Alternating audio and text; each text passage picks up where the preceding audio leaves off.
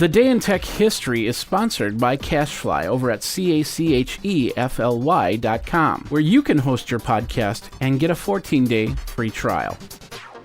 Jeffrey Powers here. I welcome you to the Day in Tech History, a full rundown of technology history 7 days a week. Subscribe to the show via iTunes, Stitcher, or download right from dayintechhistory.com. Now let's find out what happened on this day, your day in tech history.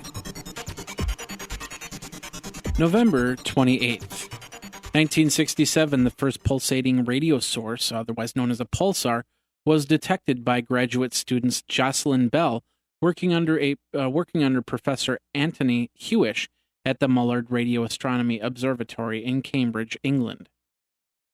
1983, Radio Shack unveiled the Tandy TRS-80 Model 2000 computer.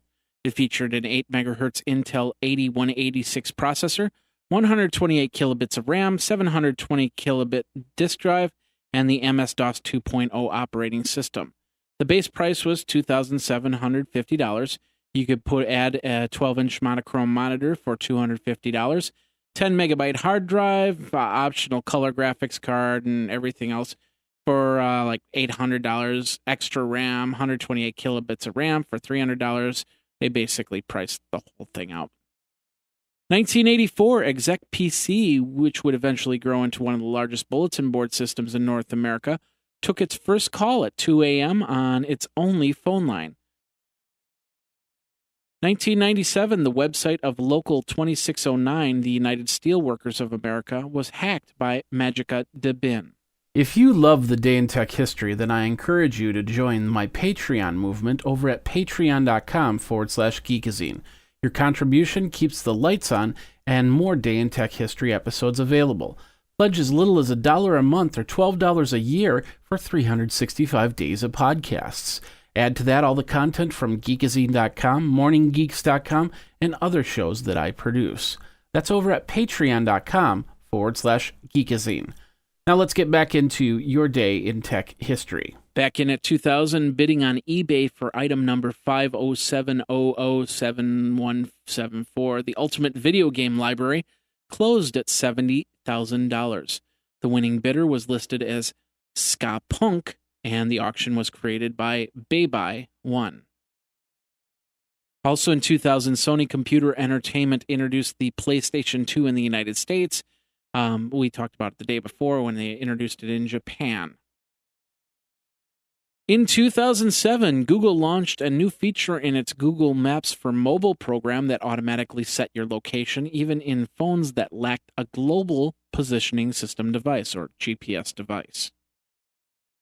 Also in 2007, a 33-year-old man was found dead, presumably killed by an explosion of a mobile phone battery identified to be an LG phone. It was reported that the man was found lying beside an electronic shovel at a quarry where he worked. A co-worker described him as bleeding from the nose and having a phone with a melted battery in his left shirt pocket. It was later discovered that the man was killed by the co-worker who accidentally struck him with a drilling vehicle. And also in 2007, another CNN YouTube debate was held where candidates fielded questions posted by the general public in video form.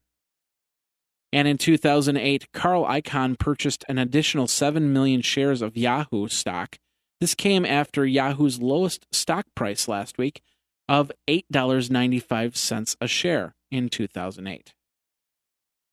And that is your Day in Tech History for November 28th. My name is Jeffrey Powers. www.dayintechhistory.com. You can see all the show notes over at the wiki page, and you can also follow me on Twitter over at DayInTechHist. Until tomorrow, take care. And that's your Day in Tech History. My name is Jeffrey Powers, www.dayintechhistory.com. All the show notes are over at wikizine.com, Geekazine's wiki. And of course, you can like the Facebook page and follow Twitter at DayInTechHist. Until tomorrow, take care. Day in Tech History is copyright 2015, JMP Enterprise and Geekazine.com.